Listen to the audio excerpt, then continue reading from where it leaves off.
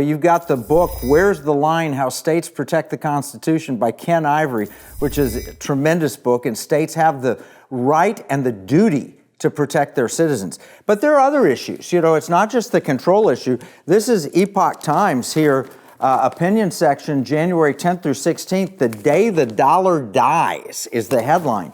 We've got real threats to our U.S. dollar. We've got threats of inflation. We've got threats of other countries who want to remove the dollar as the primary reserve currency. And I think your bill also addresses how we can protect citizens in those areas as well.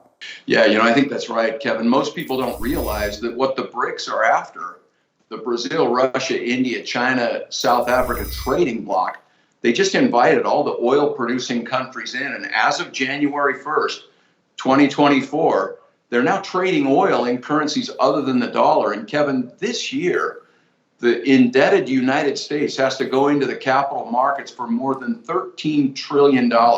We overspend $2 trillion, the interest is $1 trillion, and $10 trillion of the $34 trillion rolls over this year. And so now we have to go hand in hand, and we can't force countries to buy the dollar anymore because they don't need it for oil. This is quite a distressing situation. And so to give people options, we want to give Utahns the option.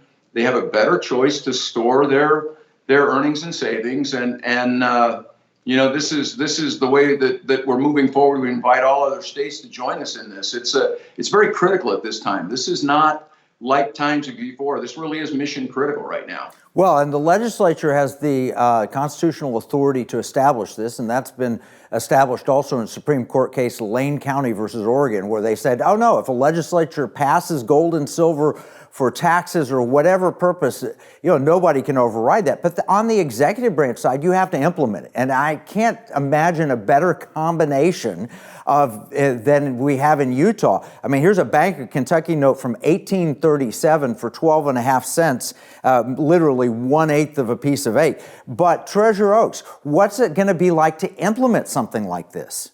We're clearly going to have to go through a process and look at all sorts of different things. But there is technology today that really allows this to function. And so it's really because of technology that this is even an option that we can consider. And so it will be a process. We are keeping, this legislation is written in such a way that it'll give the treasurer the ability to go through a process that will ensure that we do this correctly. This is because it's a big deal.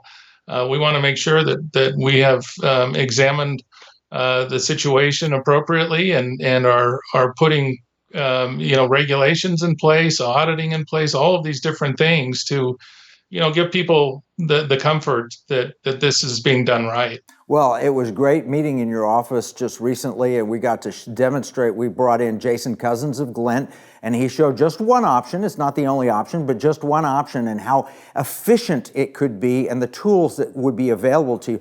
I really think this is a practical thing that can be done.